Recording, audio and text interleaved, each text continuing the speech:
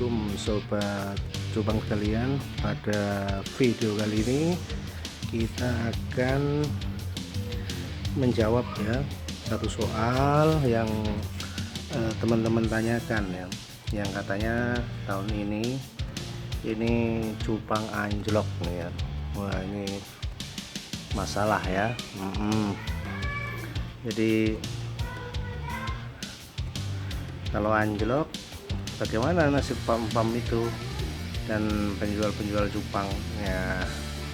Oke, kita jawab dengan analisa yang cukup valid ya, sebab data yang saya pakai itu data di Facebook, di IG, dan di media Google lainnya. Oke, yuk kita analisis.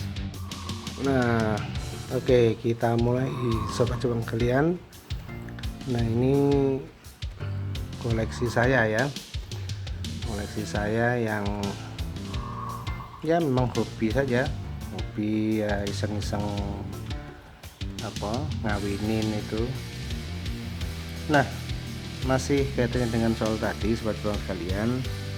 Jadi kalau kita analisis, memang nilai cupang yang semula mahal menjadi sebaliknya. Kenapa demikian? Memang ada jenis-jenis yang makin lama semakin jatuh nilainya, tetapi tidak semuanya begitu ya. Misalkan ini ya, ini Koi Galaxy, tipe jenisnya multi, ini juga masih stabil ya. Memang untuk bikin jenis ini sampai jadi begini susah ya, susah, apalagi musim-musim dingin begini, jadi anakannya banyak yang mati ya. Nah, kemudian kayak White Platinum ini juga sama ya, masih stabil, sebab memang agak susah juga ya. Ini jenis HM Koi Multi, ini cukup bagus, dan ketika dilihat di IG, di Facebook, santai-santai aja, masih stabil aja. Nah, ini juga ini WP, ini yang cukup bagus, agak unik sehingga nilainya makin bagus ya. Tapi begini sobat cupang sekalian ya, pada intinya nilai sebuah komoditas atau apalah namanya, kalau ini cupang ya cupang, mahal atau tidak mahal itu sangat ditentukan oleh keunikan ya, kemudian tingkat kesulitan. Apalagi saat ini petani cupang itu sudah mulai pandai-pandai ya, membuat semacam desain supaya cupangnya bisa punya motif yang bagus, punya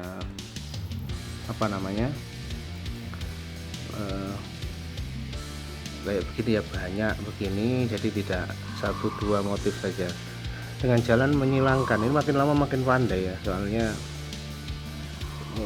dia coba untuk silang menyilangkan. Ini kayak farm saya juga sama ya, saya silangkan koi dengan Alpha, Nemo dengan Koi Galaxy ya, dan lain sebagainya. Nah, kalau soalnya apakah jatuh ya, sebetulnya enggak juga sobat cupang ya, enggak juga kalau dibilang jatuh. Memang ada jenis-jenis yang nilainya tambah jatuh.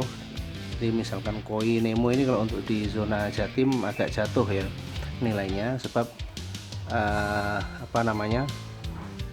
semakin banyak yang dijual ya, makin banyak yang farm itu lebih senang menyilangkan jenis-jenis Koi multi, Nemo multi sebetulnya. Tapi kalau kualitasnya bagus ya tidak masalah sebetulnya sobat cupang sekalian, tidak ada masalah. Nah, sebetulnya kalau kita mau mengkaji lebih dalam ya, satu-satunya yang bikin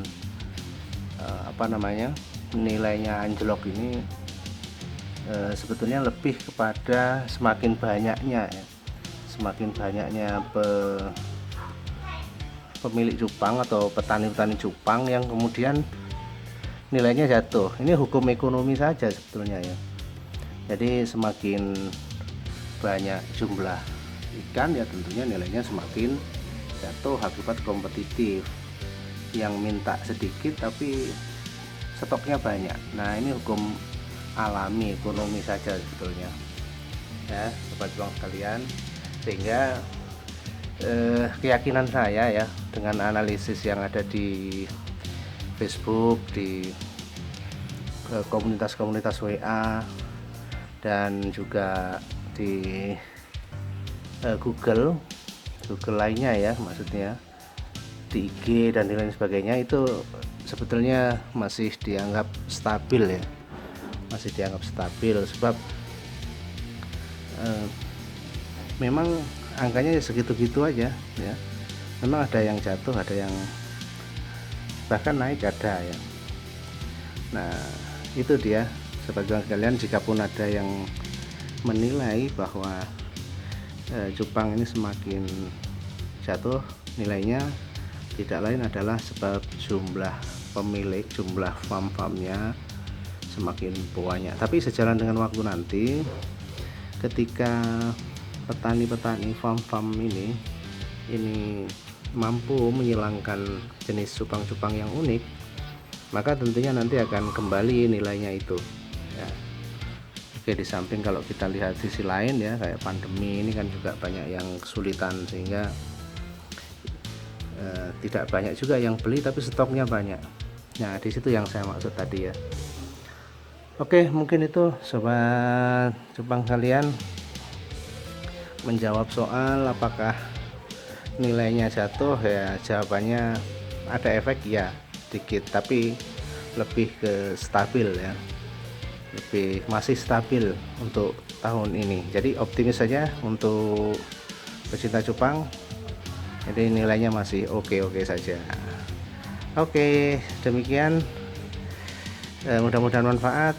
Saya ucapkan assalamualaikum.